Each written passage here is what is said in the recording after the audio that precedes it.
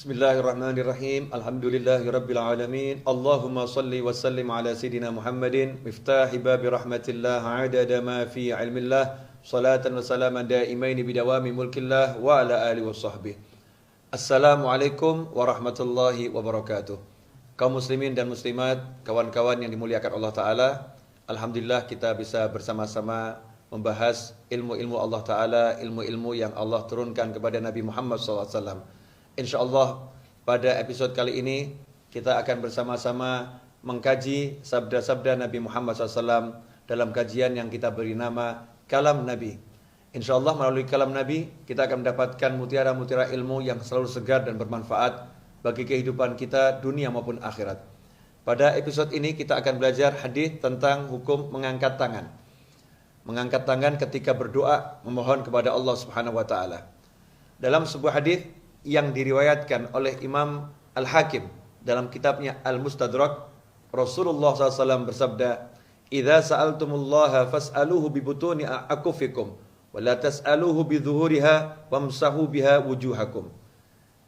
Yang artinya adalah, jika kalian berdoa memohon kepada Allah Subhanahu wa taala, maka hendaknya kalian berdoa memohon dengan butuni akufikum, dengan telapak tangan kalian menghadap ke atas. Dan jangan mohon dengan bidhuhuriha, dengan telapak tangan tertelungkup atau dengan punggung tangan menghadap ke atas. Jadi kalau meminta seperti ini, memohon sesuatu permohonan. Kalau menghindarkan seperti ini. Maka Rasulullah mengajarkan, kalau kalian minta sesuatu pada Allah, maka tengadahkanlah tangan kalian, jangan telungkupkan tangan kalian. Setelah selesai berdoa, maka usapkanlah telapak tangan ini ke wajah kalian. Hadis ini diriwayatkan oleh Imam Al-Hakim dalam kitabnya Al-Mustadrak. Kitab Al-Mustadrak adalah kitab yang berisi hadis-hadis sahih yang berdasarkan syarat Imam Bukhari dan Muslim. Hadis tersebut sahih, tetapi tidak dicantumkan oleh Imam Bukhari dan Muslim di dalam kitab Sahih Bukhari ataupun di Sahih Muslim. Mungkin ada yang pernah mendengar atau membaca dalam riwayat Imam Bukhari bahwasannya Nabi Muhammad SAW, sebagaimana disebutkan oleh sahabat Anas bin Malik radhiyallahu taala anhu, bahwasannya Rasulullah SAW, kana Nabi SAW la yarfa'u yadayhi fi syai'in min du'aihi illa fil istilqa'i wa innahu yarfa'u hatta yura bayadu ibtaih. Nabi Muhammad SAW dahulu kalau beliau berdoa tidak pernah mengangkat tangan kecuali dalam istisqa. Dalam istisqa beliau mengangkat tangan tinggi sehingga kelihatan putih ketiaknya. Hadis ini betul diriwayatkan oleh Imam Bukhari. Tetapi jangan salah memahami, karena banyak hadis lain yang menjelaskan, bahkan lebih dari 20 sahabat meriwayatkan lebih dari 40 hadis yang menyebutkan kalau Nabi Muhammad SAW dalam berdoa mengangkat kedua telapak tangannya, bahkan mengangkat tangannya. Lantas apa maksud hadis Rasulullah SAW tidak pernah mengangkat kedua tangannya kecuali dalam sholat istisqa?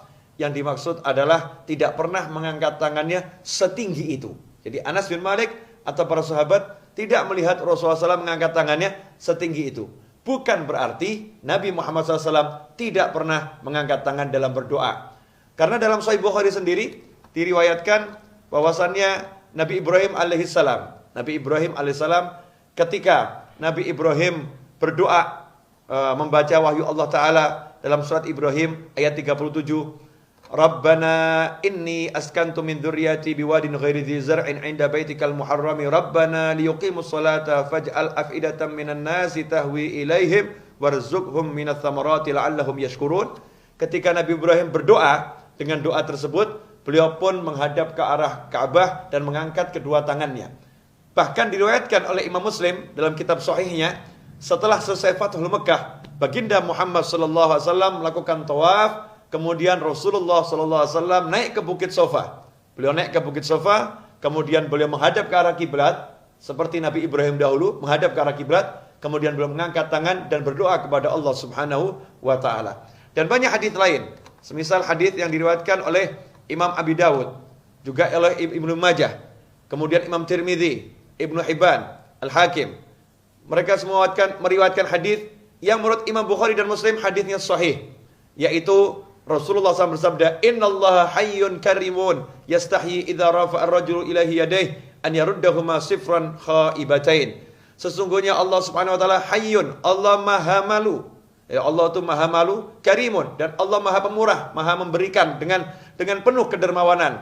Yastahi, Allah malu kepada hambanya. Kalau ada seorang hamba, seorang yang mengangkat tangan berdoa kepada Allah Ta'ala, kemudian hamba itu melepaskan tangannya dengan tangan kosong, tidak mendapatkan sesuatu dari Allah Subhanahu wa Ta'ala.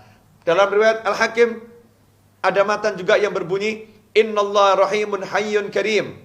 Sesungguhnya Allah Ta'ala maha pengasih, maha pemalu, dan Allah maha pemurah. Yastahyi min abdihi an yarfa ilaihi yadaih. Allah malu kepada hambanya ketika hamba itu mengangkat kedua tangannya untuk berdoa kepada Allah. Thumma la yada'u fihi ma khairan. Kemudian Allah tidak meletakkan di tangannya tersebut kebaikan.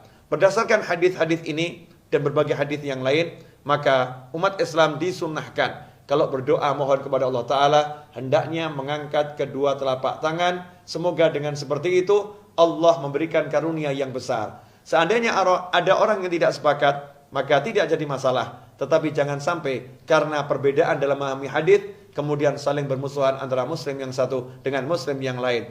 Ikhwani rahimakumullah, semoga apa yang saya sampaikan ini bermanfaat untuk kita semua dalam kehidupan dunia dan akhirah. Mari kita sebarluaskan dan kita simak kajian-kajian berikutnya. Wabillahi taufiq wal hidayah. Wassalamualaikum warahmatullahi wabarakatuh.